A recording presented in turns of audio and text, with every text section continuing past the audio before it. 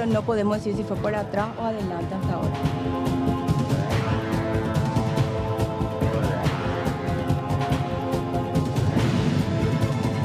Por las imágenes que tuvimos de la parte delantera no se les ve salir, pero tampoco podemos aseverar de que si estaban o no dentro de un vehículo.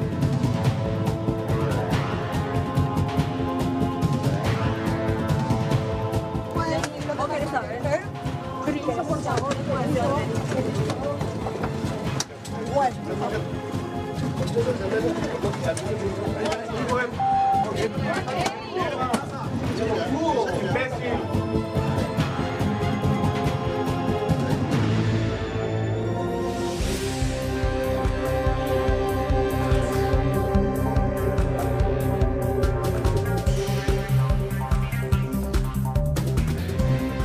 Buenas tardes, ¿cómo están? Les damos la bienvenida a 24 horas en esta jornada con muchísimas informaciones. Hoy vamos a darle seguimiento a todo lo que ocurrió también en la agrupación especializada. Hoy vamos a hablar de aquellos policías que están procesados por haber liberado, entre comillas, a estos miembros del primer comando capital. Son 8 los que finalmente quedaron imputados. Varios se abstuvieron de declarar, pero sí fue una jornada de nuevo con varios incidentes con representantes de la prensa. Carlos, ¿cómo estás? ¿Qué tal? Buenas noches, Yolanda. También vamos a hablar de esto que ocurrió en Hernandarias hoy en la tarde, cuando un ofuscado conductor de biciclo, aparentemente con problemas de documentación, no tenía habilitación, es requerido por el agente de la PMT.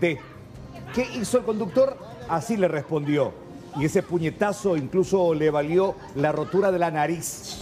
Después vinieron otros agentes y lo detuvieron a este conductor que, reitero, respondió con agresión, con patadas y con puñetazos al requerimiento por la falta de documentación. Intolerancia. Creo que la gente cree que se viene el fin del mundo. No, es fin de año, gente. Ya volvemos.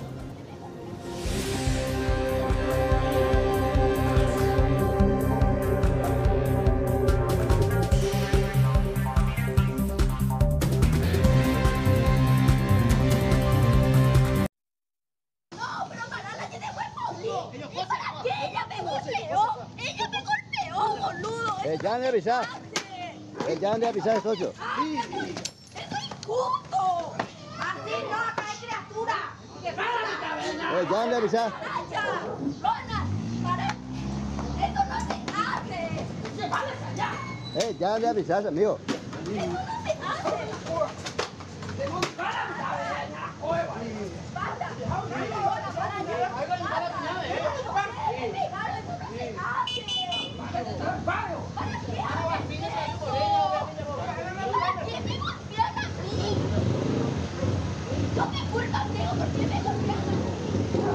No, pero Marala tiene buen boli. ¿Y para qué? Ella me golpeó. Ella me golpeó, boludo. Ya le avisar. Ya le avisar, socio. ¡Eso es injusto! ¡Así no, acá hay criatura! ¡Que para! Ya le avisar. ¡Ronald! ¡Para! ¡Eso no se hace! ¡Se vale allá! Ya le avisas, amigo. ¡Eso no se hace!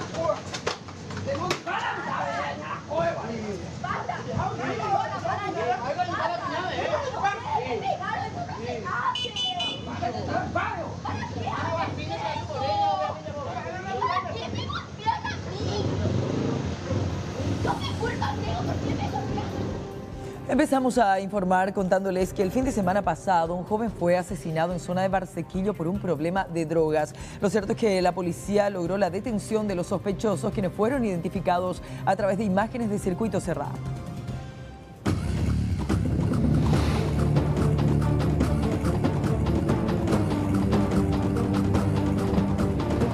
¿Tenés algo que ver con esto que te digo? No. ¿A qué te dedicas vos? Fueron capturados en la jornada las 3 personas sospechosas del asesinato de Miguel Robledo Gullón, ocurrido durante el fin de semana en la zona de Barsequillo. Imágenes de circuito cerrado permitieron identificarlos y llegar hasta ellos. El allanamiento fue a raíz de una investigación de hecho de homicidio ocurrido el día domingo en horas de la madrugada de parte de según un video que nosotros estamos analizando y cotejamos datos antes de solicitar el allanamiento, eran dos sujetos que aparentemente discutían, y uno de lo que se veía en el circuito es que se iban corriendo rauamente, y donde las personas que llamaban al 911 dijeron que hubo 3 disparos, de las cuales uno fue dio a la víctima, que cayó ahí prácticamente ya sin vida cuando llegó en el centro asistencial. En total, 3 allanamientos fueron realizados en la zona de Barcequillo por agentes del Departamento de Investigación de Homicidios de la capital, cuyos resultados fueron las aprehensiones así como las incautaciones de las prendas que habrían utilizado los sospechosos el día del crimen. A través de un informe solicitando allanamiento de domicilio de 3 sujetos, de los cuales uno el día de ayer la comisaría 11 Central lo detuvo prácticamente al distribuidor con ya por posesión de estupefacientes.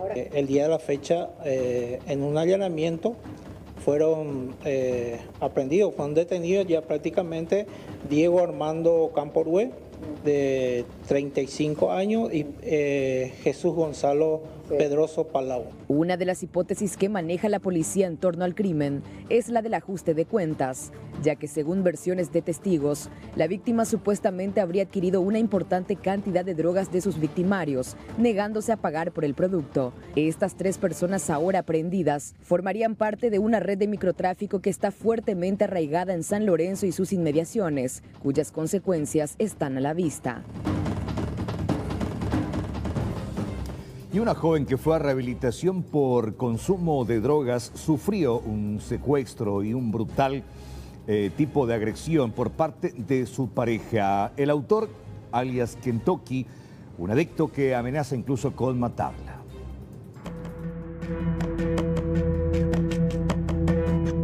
Raquel es una joven marcada por los vicios a las drogas. Su vida de muy jovencita no fue fácil. Ingresó a un centro de rehabilitación gracias al apoyo de su familia. Pudo superar su adicción, pero no pudo escapar de su pasado. Su expareja, un joven apodado Kentucky, la buscó para desquitarse de ella, secuestrándola y agrediéndola brutalmente, al punto de dejarle el rostro desfigurado por los golpes con heridas de arma blanca. Y me apuñaló en mi espalda. Me estuve encerrada en un hotel. Por una semana después me llevó en San Lorenzo. San Lorenzo, ¿vos llegaste a ver que era San Lorenzo? No llegué a ver, pero él me dijo que era San Lorenzo. ¿Cómo no llegabas a ver? ¿Vos estabas aturdida, te tapaba el rostro? No, estuve en una casa. ¿Una casa? Sí, y no salía de ahí. ¿Y cómo era el día a día en esa casa? ¿Él te golpeaba? Y cada vez que estaba normal, así, sano no. Cada que se drogaba, así. ¿Él consumía? Consumía. ¿Qué consumía él y se ponía violento? Crack. ¿Crack? Sí. Y ahí ya se empezaba a descontrolar. Sí. ¿Te apuñaló en la cabeza? Me dice. En mi cabeza, mi espalda, acá mi pierna. Raquel, discúlpame la pregunta, ¿cómo te salvaste de que te mate? Y eso no sé cómo... ¿Cómo forcejeabas con él para evitar? Sí. O sea, ¿vos te defendías? Sí, me defendía o me escondía en cualquier lado, no sé. Anderson Cabrera no solo la dejó marcada de por vida, sino además sigue amenazando a su madre.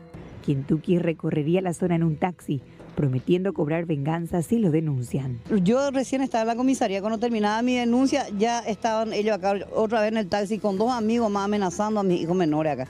Porque cuando nos estamos nosotros queda uno de 15 y 13 años. Y también la otra vez, el domingo pasado intentó ya abrir nuestro vehículo. Y es una amenaza constante y según tengo entendido, él dice que tiene contacto con la comisaría y demás cosas, porque es un delincuente que continuamente anda por acá. Y por eso yo le digo, se gustaban desde lejos, sí, pero no eran personas así que convivían juntos. Hasta que pasó lo que pasó y yo tomándole así, porque es un muchacho de apariencia normal. Y yo pensé que iban a ir juntos y iba a volver. De esa vez yo no tuve comunicación con ella. El sábado él vino y le dije, ¿dónde está mi hija? No te preocupes que ella está muy bien, todas esas cosas. Ahí empezó la pelea y ahí la primera amenaza. Y después ya vino acá y posiblemente era muy temprano, si yo esta persona no hubiera tenido abierto, yo no le hubiera visto a mi hija. Su madre exige justicia, caso contrario promete hacerla por manos propias. Y yo pido justicia y no quiero que termine solamente en una denuncia y que pase a la fiscalía y quede ahí con el tiempo, vamos a agarrarle, que vamos a hacer esto, diciendo que 24 horas me amenaza y me disculpa por lo que voy a decir en vivo y en directo. Yo pido justicia y si la autoridad no me va a hacer caso, lastimosamente, yo creo hacer por propias manos. Usted tendría que ponerse en mi lugar. Que Raquel no sea una víctima más de feminicidio. Su caso ya fue denunciado donde corresponde, pero hasta el momento no se ven avances. Tras la detención de la pareja de un recluso de la agrupación especializada, ya se sabe cuál fue el itinerario que tomaron los fugados del primer comando capital el pasado fin de semana. Lo que todavía no se sabe es por dónde lograron salir. Jennifer Alodia Monjes Chaparro, 18 años, es la pieza clave para esclarecer cómo y por dónde se fugaron Tiago Jiménez, alias Matrick, y de Araujo. A la misma llegan gracias a medios técnicos y fue quien los rescató del sitio acordado por su pareja, el asaltante Sergio Ramírez, ex miembro de la banda de Yacarepó que también se encuentra en la agrupación. Según la fiscal Alicia Saprissa, la mujer lo visitaba con asiduidad y el rodado que la misma tenía era supuestamente un obsequio del hombre, quien le encomendó ir a buscar a 2 personas en la parada de la línea 18 el domingo a las 18 horas aproximadamente. Según la agente del Ministerio Público, Jennifer se abstuvo de declarar este martes, pero al ser detenida dio datos, entre ellos que Ramírez había recibido una suma en dólares por el trabajo, entre comillas, y que la misma se enteró después recién de quiénes eran los que llevó a su casa. Y eso ya no podemos, ella dice que no, ¿verdad? Ahora que se enteró después, ¿verdad? Pero bueno, nosotros podemos, ella puede decir lo que quiera en su defensa, ¿verdad? Su derecho, un monto en dólares. $5.000 puede ser. 5, 10.000. Yo prefiero ser prudente. ¿Tiene un rango, doctora, por lo menos para establecer? 3-0 o 4-0, doctora.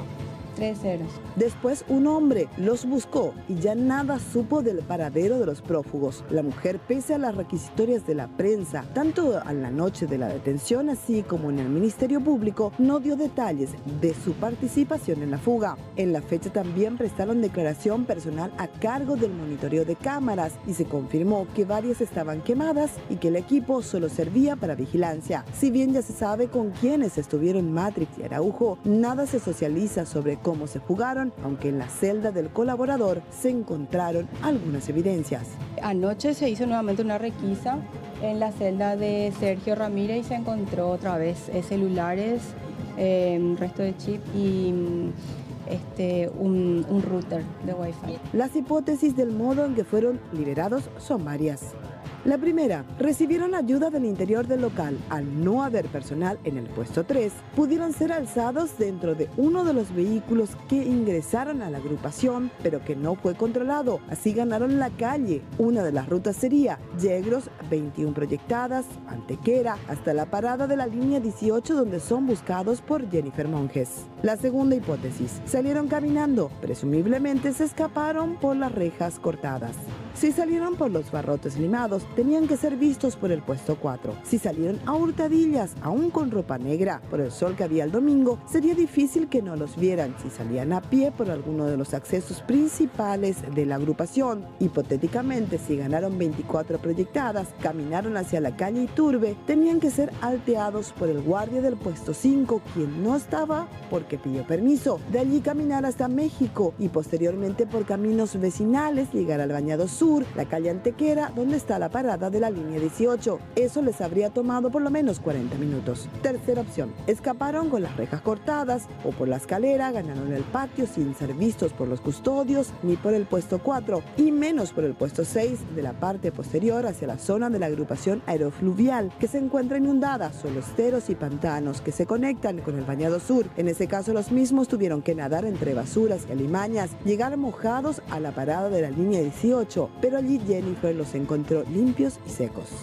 Opción 4. Salieron de su celda, bajaron las escaleras. No los vieron los guardias del puesto de control del área de máxima seguridad, entre comillas. Encontraron el orificio de los ductos del desagüe que están secos. De allí fueron hasta la calle 24, cruzaron por debajo, pasando por el frente de la FOPE, de allí debajo de las casas hasta alcanzar la abertura en la calle 23 proyectadas, donde está la casa abandonada, la cual estaba revuelta, pero sin que nada se robara. Con pensamiento mágico, tal vez allí le dejaron las ropas y caminaron hasta la parada de la línea 18. Ese tramo les hubiera tomado más de 30 minutos por los ductos y otro tanto llegar hasta el Bañado Santa Ana. Pero ninguna de estas hipótesis está confirmada. Más de 8 grabaciones de 8 cámaras de circuito cerrado al 911 fueron solicitadas y otro tanto de empresas y casas privadas. Todo será confirmado según la gente del Ministerio Público en las próximas horas, pues deben concluir los análisis de los celulares de los policías detenidos, de Jennifer, de su pareja, hasta de un router de internet y de otras personas más a las que conectan esos números.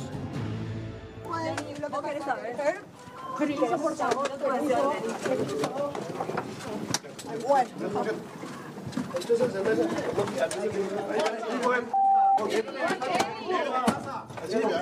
¡Imbécil!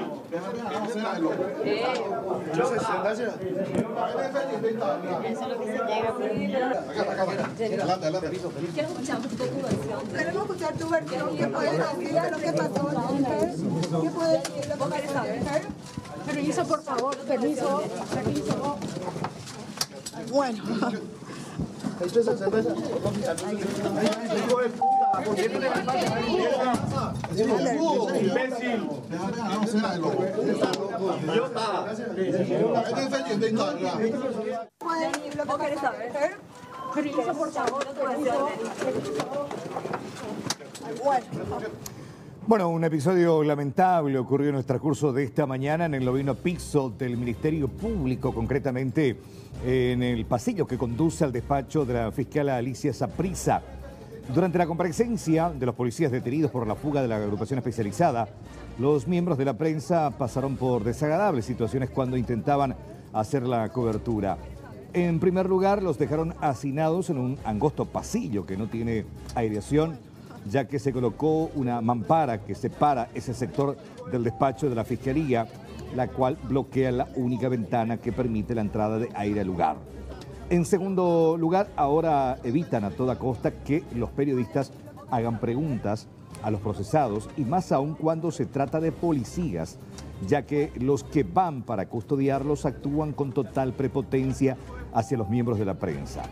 Para evitar que se acerquen a los agentes detenidos, los protegen a codazos y patadas sin importarles si lastiman o no a reporteros, fotógrafos y camarógrafos, como les tocó en suerte esta vez a nuestro compañero Anderson Schussmüller, que recibió un fuerte puntapié de parte de un uniformado.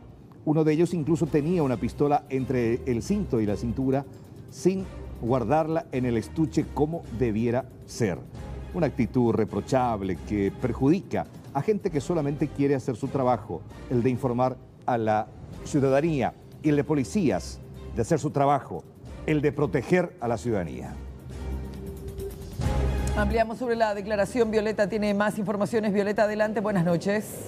Buenas noches, Yolanda. Carlos, se saluda a la teleaudiencia y hay que decir que este límite que se le puso a los medios de prensa todavía permanecía en el transcurso de la tarde cuando llegamos hasta allí. Finalmente declararon, o por lo menos tuvieron acceso a este medio de defensa, 4 efectivos policiales y así también una mujer, Jennifer Monjes, de 18 años, que fue detenida recientemente involucrada en este caso.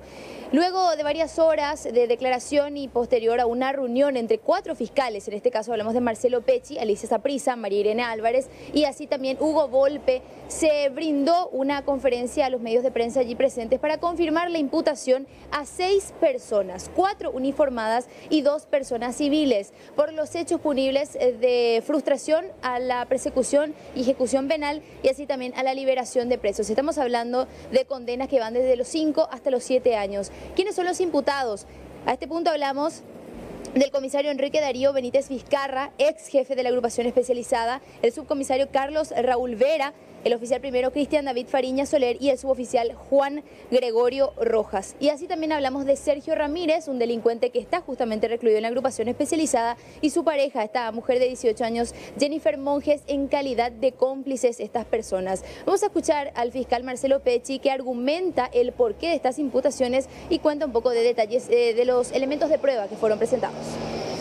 Tenemos acta surgida a partir de la constitución en la agrupación especializada, también actas de allanamiento, tenemos evidencia física, revisión de la celda, libros de novedades, tenemos entrevistas, tenemos trabajos, medios de inteligencia que aún no lo podemos revelar para no frustrar o poner en riesgo el avance de la investigación, pero ciertamente nos dan cuenta de que hubo una preparación previa que involucró a los dos reclusos que fueron liberados, y también con la participación de otro de ellos allí recluido de nombre Sergio Ramírez, quien también interactuó o habría interactuado con oficiales de alto rango allí, cada uno con distintos roles, que básicamente lo que hicieron es suprimir y debilitar al máximo los controles de seguridad de estas que tenían los reclusos allí.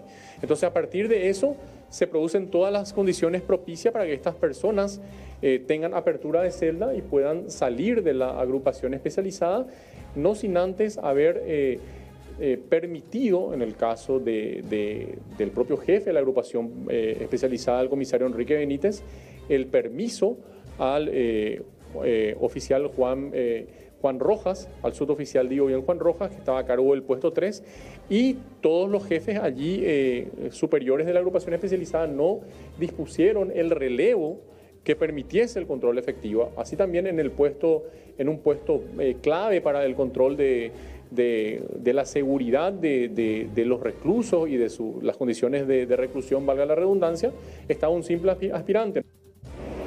Para estas 6 personas imputadas se pidió prisión preventiva, pero la Fiscalía hizo especial énfasis en que no sean derivadas a la agrupación especializada por obvias razones, teniendo en cuenta los hechos acaecidos recientemente y que podría existir un peligro de fuga y posible obstrucción también. Mañana deberán presentarse ante el juez Alcides Corbeta para la imposición de medidas y, bueno, saber cuál será el lugar en donde van a guardar reclusión. Hay 14 otras personas que fueron detenidas inicialmente, que quedaron en libertad, pero esto no quiere decir que hayan quedado desvinculadas, porque todavía van a estar sometidas al proceso hasta que sean, bueno, ya oficialmente desvinculadas. Por otra parte, el fiscal Marcelo Pecci también hablaba de que si corrió dinero durante todo este proceso de la fuga, ellos van a investigar de cuánto estaríamos hablando y quiénes serían las personas que lo recibieron. Esto es lo que se daba entonces hoy en el transcurso de la tarde en la Fiscalía, su sede central allí sobre la calle Nuestra Señora de la Asunción. Violeta, muchas gracias por la actualización de esta información, una de las centrales de esta semana. La información nos lleva hasta la brigada de la policía en San Lorenzo. Aparentemente unos repartidores de gaseosas quisieron hacerse de dinero que no le pertenecía, sí a la empresa. Aparentemente fueron descubiertos. Lorenzo, buenas noches. Hola, ¿qué tal? ¿Cómo estás, Carla? Buenas noches para vos, para Yolanda, para toda la teleaudiencia. Efectivamente, estamos aquí en la brigada central de la ciudad de San Lorenzo, donde hay 2 detenidos con relación a este caso de supuesto hecho punible. Estoy en compañía del comisario Nelson Alderete. Bueno, comisario, ¿qué se puede decir con relación a este caso que ocurría ayer en hora de la noche en esta zona de la ciudad de San Lorenzo? Bueno, estamos por un caso de aprehensión de personas, de 2 personas, por simulación de hecho punible. Uno lo ha aprendido, este señor Leli Luciano González Martínez, es un chofer de un camión de la empresa Servepar, repartidor. Él se presentó esta mañana a la comisaría primera a denunciar un hecho de robo a mano armada ocurrido anoche más o menos a las 22 horas, de la suma de 98 millones de guaraní. Posterior a su denuncia le trasladamos hasta la sede de investigaciones acá para dialogar con él. Casi ya al mediodía hicimos un recorrido donde supuestamente fue asaltado, cayó en varias contradicciones y al final manifestó que simuló el asalto en compañía, en común acuerdo con una persona que actuó como asaltante. ¿Cuántos millones se encuentran aquí sobre este escritorio, comisario? Del chofer se pudo recuperar 47 millones en el primer procedimiento. Y en el segundo procedimiento del supuesto asaltante, 36.200.000 guaraníes, totalizando 83.200.000 guaraníes. Los 2 detenidos, comisario, ¿no poseen antecedentes? No poseen antecedentes, son choferes de camiones, uno de la empresa Servepar y el otro es un chofer también de un camión, pero son amigos. Vamos a acceder precisamente, comisario, donde se encuentran. Vamos a irnos al sector donde se encuentran los 2 detenidos aquí. Vamos a tratar de obtener la versión de ellos. Bueno, Leli, ¿qué nos puede decir con relación a este episodio? Bueno, finalmente fueron detenidos porque simularon este hecho punible.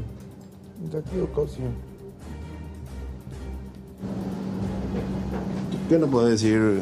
Finalmente tuviste que confesar porque el dinero para qué iba a ser, Leli. ¿De quién surgió la idea de hacer todo esto? Nadie. El que se encuentra a tu izquierda es amigo, conocido tuyo también. Amigo. ¿Cuándo decidieron hacer esto?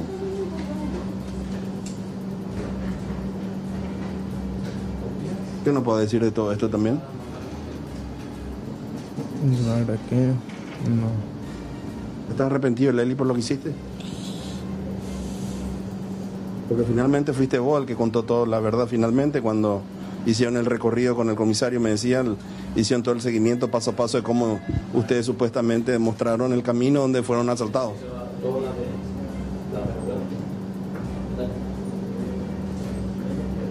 Bueno, comisario, ¿cuál es la situación a partir de ahora con relación a estos detenidos? Ellos ya están a disposición del Ministerio Público a cargo del fiscal Cristian Ortiz de Fernando de la Mora.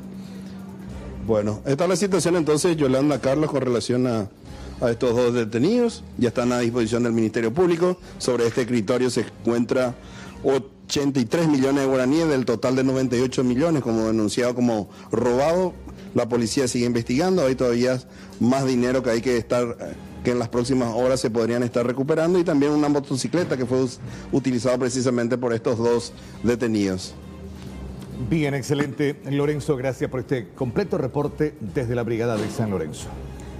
Bueno, vamos a continuar con más informaciones. Este fue un año sumamente especial, con una incorporación realmente importante en nuestro noticiero. Estamos hablando del bloque de todos los martes de Rolando Rodí de Expedientes, inclusive con la resolución de casos, reflotando a aquellos que habían quedado en el olvido. Rolando, buenas noches, felicitaciones.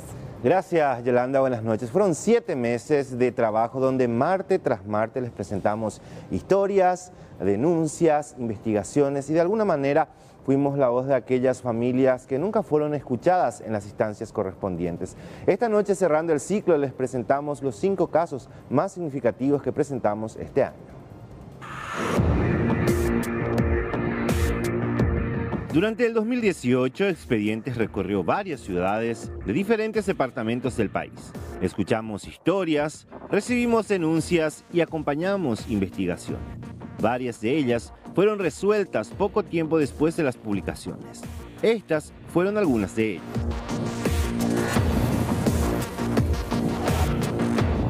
El 11 de febrero del 2014, la Comisaría Octava de Capiatá, Lisa, denunció la desaparición de su hija de 4 años. Salió para trabajar y dejó al cuidado de Soledad Montiel, quien días después la denunció por abandono de hogar.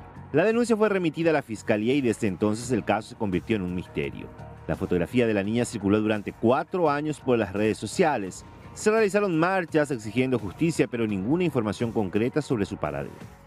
A comienzos de abril, un dato clave llegó hasta el equipo de Expedientes. Recibimos la fotografía de una escuela donde estudiaba la niña, el nombre completo que le dieron y el vehículo en el que supuestamente la trasladaban diariamente. De la investigación se desprende que el 27 de febrero del 2014 fue inscripta en la oficina del Registro Civil del barrio San Pedro, distrito de Guayaquil.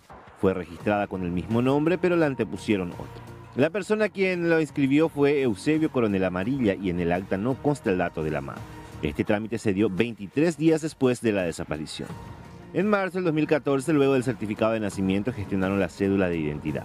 También averiguamos datos sobre la camioneta en la que se movilizaban y aparece a nombre de Celia Genoveva Chamorro Torres, de 62 años. Con los datos obtenidos, nos reunimos con el fiscal Víctor Villaverde y agentes antisecuestros de la Policía Nacional para mostrar todas las evidencias que habíamos recolectado hasta ese momento. El 8 de abril, luego de varios días de seguimiento, la policía interceptó a la pareja, luego de que la niña ingresara a la escuela. Estos terminaron admitiendo que se trataba de la pequeña desaparecida. También dijeron que fue Soledad Montiel la persona quien la entregó a la menor.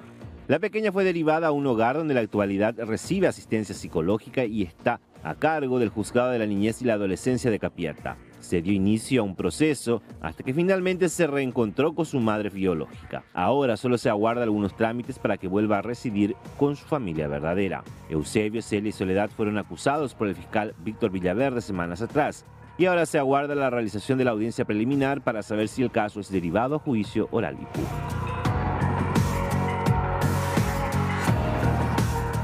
Cintia Carolina Escobar tenía 30 años, era madre de 3 niños y tenía una relación con Esteban David da Silva González. La vida conyugal se convirtió en un verdadero infierno con el paso de los años en medio de agresiones físicas y psicológicas. El hombre tenía un total dominio sobre Cintia, quien además de golpearla la obligaba a prostituirse.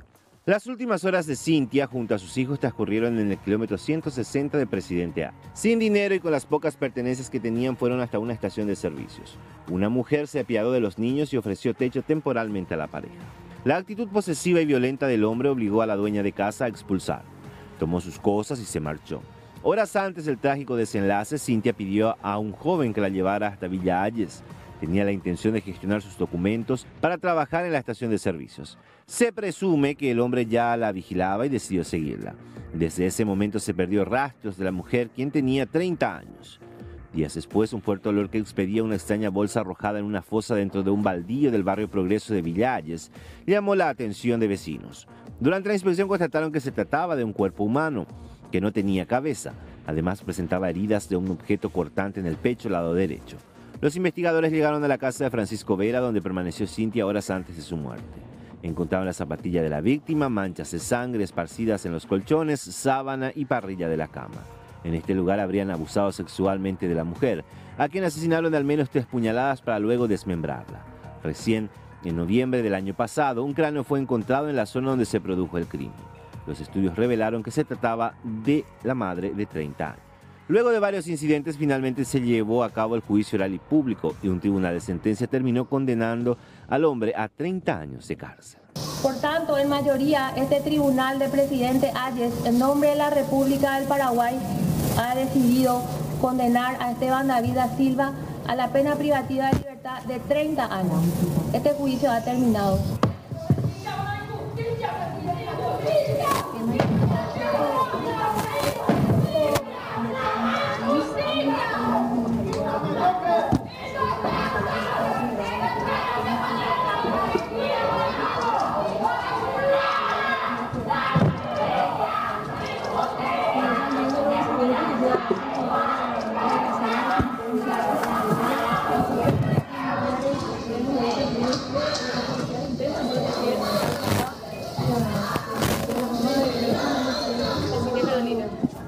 Para la familia de Cintia Carolina, finalmente se hizo justicia.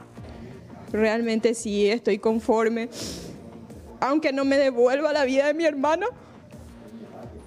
tiene que pagar por lo que hizo.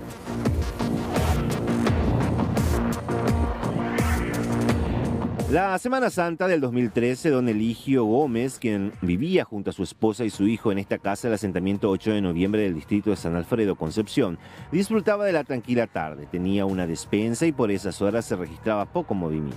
Sorpresivamente, los hermanos Erinaldo y Leónido Villalba llegaron a la casa sobre una moto. Tomaron de rehén a la familia a punta de arma y en todo momento amenazaban con que matarían a todos. Don Eligio logró escapar, entró en una de las piezas, tomó su arma y se enfrentó a tiros con los delincuentes para salvar la vida de su familia. Durante el enfrentamiento, los Gómez González salieron ilesos, pero los hermanos Villalba recibieron heridas que derivaron en la muerte de ambos. Horas después, don Eligio se presentó ante la comisaría de la zona y quedó detenido. La fiscalía lo imputó y pidió su prisión preventiva. Desde un primer momento aseguró que actuó en legítima defensa, pero la fiscalía tuvo otra visión de los hechos. En la primera oportunidad fue condenado a 15 años de cárcel. Dicha sentencia se anuló y posteriormente recuperó su libertad momentáneamente, hasta que finalmente volvieron a ordenar su detención y remitido nuevamente a la cárcel de Concepción. Allí estuvo por un par de años a la espera de un nuevo juicio. Expedientes contó la historia de don Eligio y habló con todos los protagonistas de esta historia que se extendió por 5 largos años. Días después de la publicación arrancó el tercer juicio oral y público en el Poder Judicial de Concepción. Nuevamente la Fiscalía pidió una elevada condena para el comerciante, mientras la defensa insistía en la absolución. Luego de escuchar a los testigos y analizar todos los elementos de prueba, finalmente el tribunal concluyó por unanimidad que Eligio Gómez actuó en legítima defensa y se enfrentó a los asaltantes para salvar la vida de su familia. El señor Eligio Gómez Cristaldo, al realizar esa conducta típica de homicidio doloso, en calidad de autor, él obró en legítima defensa.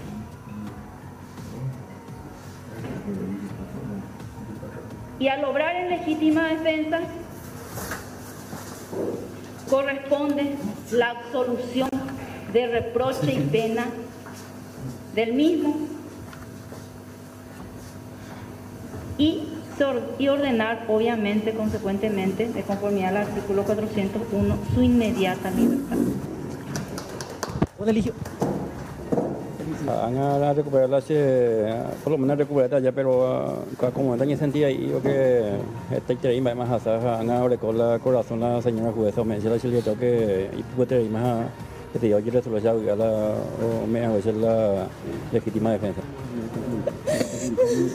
Súper feliz, muy emocionado después de mucho. Llegó la justicia, tardó muchísimo, pero por fin llegó. Por fin hay justicia. Ya por lo llevó a coger defender aguante. Finalmente, don Eligio abandonó la cárcel de Concepción y se reencontró con sus seres queridos. Si bien quedó probado que actuó en legítima defensa, la fiscal Sonia Sanguinés apeló la sentencia.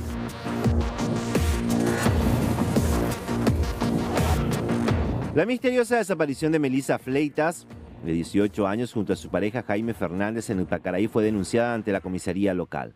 Durante varios meses, las amigas de la joven viralizaron la fotografía de ambos por las redes sociales, exigiendo que la justicia localizara a la joven. Pero el caso pasó desapercibido durante un buen tiempo.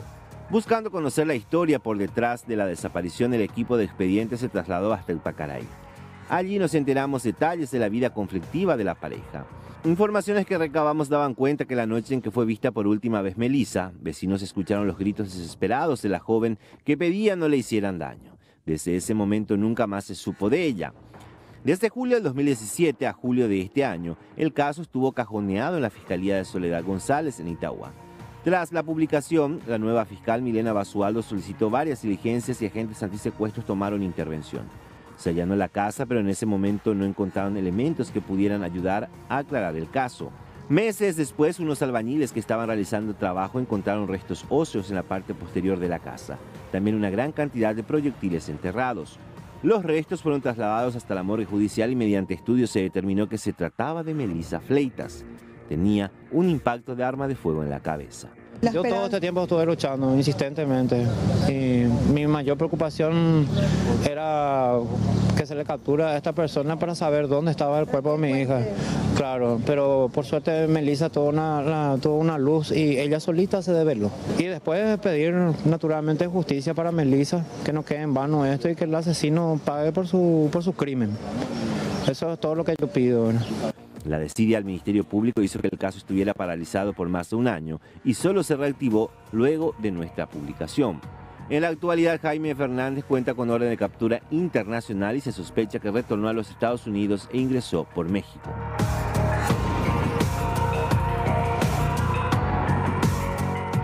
Ana Carolina y Carlos Alberto se conocieron en la época de colegio, se casaron y tuvieron 3 hijos. Desde siempre vivieron en Luque, una relación tormentosa y violenta del que siempre fueron testigos los hijos.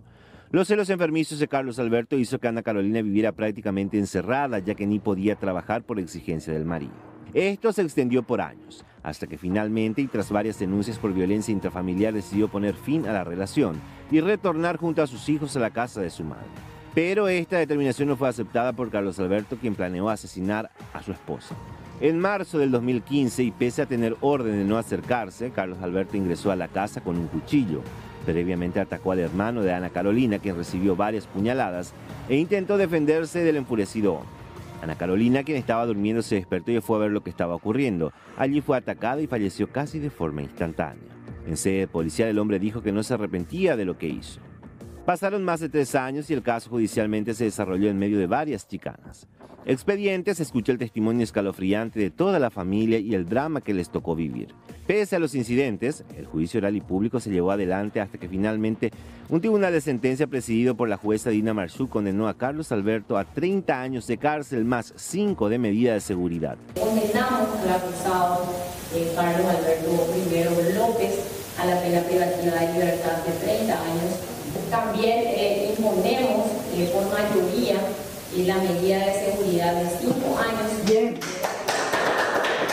Esta decisión del tribunal, las partes que se sientan agraviadas podrán recurrir a esa. Buenas tardes.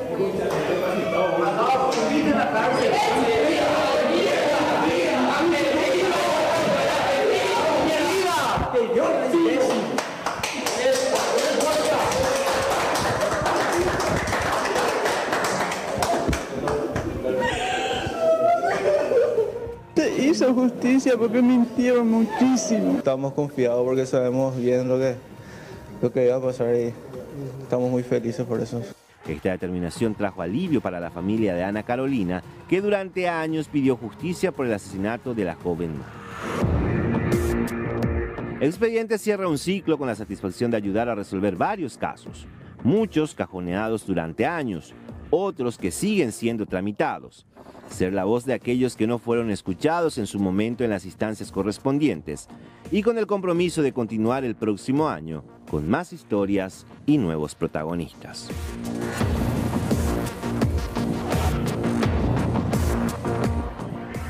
Bueno, y de esta manera cerramos Expediente este año con la promesa de volver en el 2019 con muchas más historias, muchos más protagonistas y agradeciendo a la gente que nos acompañó durante todo este tiempo, contentos por los casos que se resolvieron y por supuesto con el compromiso de acompañar a aquellos casos que todavía están pendientes de resolución. Carlos, Yolanda.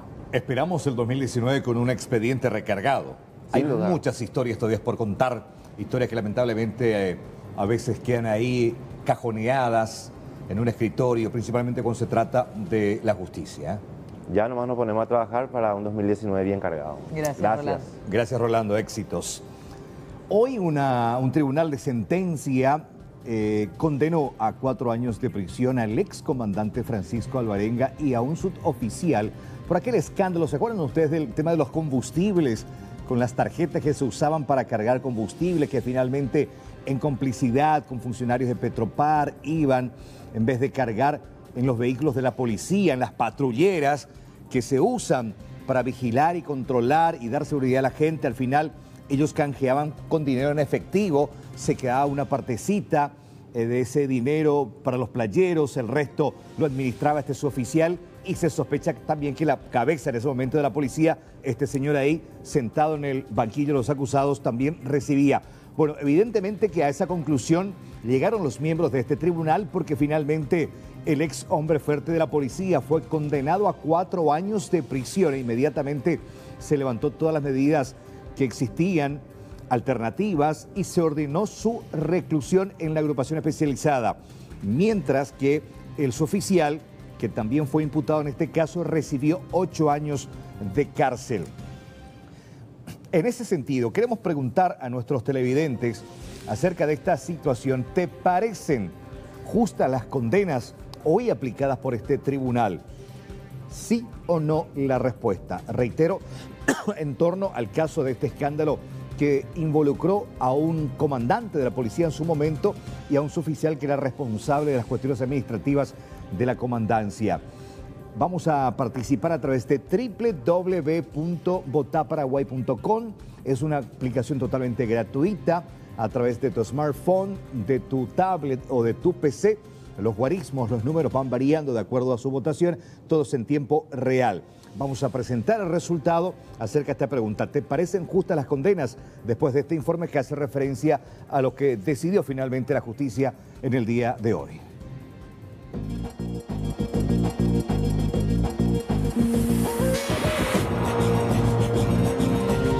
4 años de prisión. El excomandante de la Policía Nacional, el comisario Francisco Alvarenga, fue encontrado culpable en el caso conocido como el negociado de los vales de combustible, que generó un perjuicio superior a los 1.100 millones de guaraníes y que saltará a luz pública en el año 2015. El Tribunal de Sentencia, conformada por las juezas Alba González, Gloria Hermosa y Mesalina Fernández, ordenaron que Alvarenga guarde reclusión en la agrupación especializada.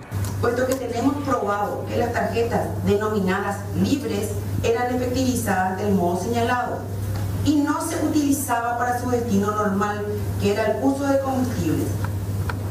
Y es que al no tener individualizado ni la chapa del vehículo, ni el chofer asignado o chasis del vehículo, ni la dependencia, no se podía hacer la trazabilidad de la que habíamos hablado.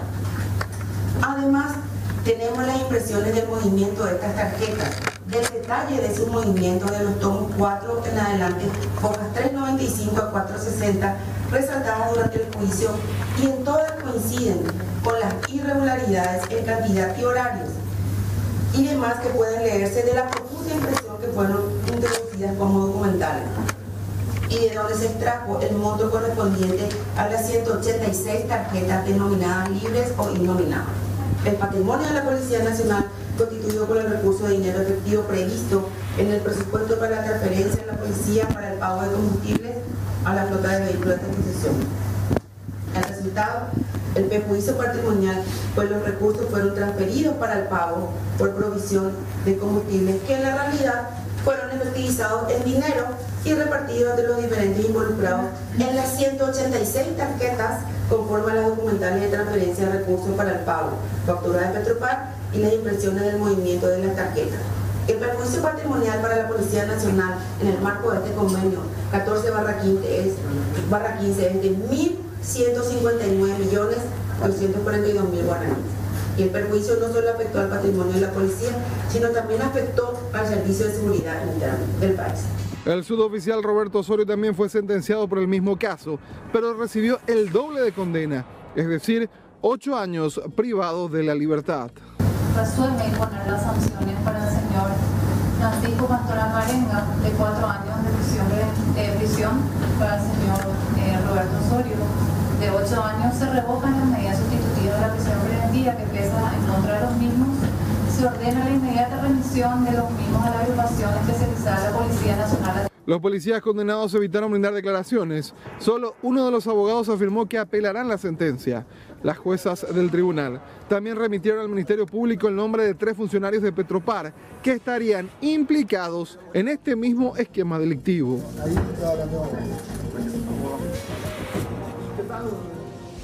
Bueno, hacíamos esta pregunta en torno a este escándalo que en su momento sacudió a la cabeza de la policía y que finalmente terminó hoy con una condena para el excomandante de 4 años y 8 años respectivamente al suboficial que estuvo vinculado directamente en la administración de esas tarjetas de combustible y que sería, o que fue, según se comprobó en este juicio, la cabeza ejecutora de esta estafa a la institución uniformada.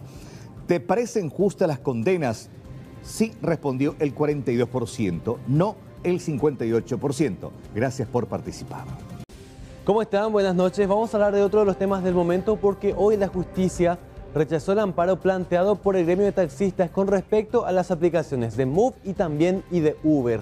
Ahora se anuncia la aplicación de una ley nacional, de un proyecto que ya se está trabajando en este momento. Pero vamos a contarles en qué consiste el rechazo de este amparo. La justicia dice que la actividad que ejerce Move es una actividad lícita, que la falta de reglamentación no es motivo para prohibir que sigan operando, más allá de que se trate de una intermediación o de un sistema de transporte efectivamente. Ahora bien, admite que existe una falta de reglamentación y esto ya va a corresponder a otra entidad. La justicia no determina cuál es el ente encargado, en todo caso, decía, podría ser la municipalidad o otro estamento del gobierno. Ahora, los encargados de Move, por ejemplo, se van a estar reuniendo en una mesa de trabajo con el propio gobierno nacional para aplicar una ley que va a estar rigiendo a nivel nacional. Vamos a escuchar lo que decía la jueza que atendió este caso. La no reglamentación no impide la realización de una actividad lícita, ¿verdad? Y que la licitud del trabajo es la única exigencia, ¿verdad? Son normas constitucionales, el artículo 45, el artículo 46, el 107, y esos son los argumentos tenidos en cuenta, ¿verdad? Y por lo tanto se rechaza. Pero la reglamentación ya queda a cargo de otra institución en todo caso. Claro, el amparo no toca la cuestión de fondo, ¿verdad? Independientemente de la actividad a la que se dedique la firma CLIC, que tiene sus estatutos que fueron adjuntados al expediente, el juzgado no tiene la entidad como para ponerse a hurgar en el fondo de la cuestión. Acá nosotros decidimos si se conculcó o no una garantía constitucional. Ese es el fondo de la acción de amparo, ¿verdad? Eso es lo que persigue, ¿verdad? Decía la jueza que en este caso lo que se protege es el derecho a trabajar. Y en este caso, si el trabajo se trata de una actividad lícita como lo es ahora Move, no existe ningún tipo de impedimento. Es lo que dice la justicia. Vamos a hablar de algunos números que muestran el crecimiento de esta aplicación, que es una aplicación que se aplica, el tipo de operación se aplica ya en todo el mundo. Y después de esta crisis, ¿cómo creció más que nada? Estamos viendo que en cuanto a cantidad de usuarios, la crisis sumó 20.000 usuarios más. Hoy en día son 115.000 los usuarios de Move. Pero ¿qué pasa con la gente que quiere seguir trabajando, quiere sumarse al equipo de los conductores? Estaban inscritos 800, ahora hay 1.000 nuevos pedidos que están todavía en proceso de aprobación. Otros números muy interesantes se refieren al proyecto de ley. Se va a conformar una mesa de trabajo con el MOPC, también MITIC y el Ministerio de la Juventud de conjunto con los responsables de esta aplicación o de este tipo de aplicaciones para elaborar un proyecto de ley que esto va a sobrepasar obviamente cualquier tipo de ordenanza municipal. ¿Qué se viene para los próximos meses? La operación de este tipo de aplicaciones en, por ejemplo, San Bernardino en el mes de enero, Encarnación en el mes de febrero y finalmente Ciudad del Este, la zona de Alto Paraná, cerca de marzo o cerca del mes de abril. Esto en cuanto a la expansión de Move. Move es hoy en día una marca que también se podría aplicar a otro tipo de plataformas o aplicaciones. Así que esta medida, este rechazo del amparo, por lo menos en las redes sociales, fue bastante bien aceptada por la ciudadanía. Breve pausa, enseguida más noticias.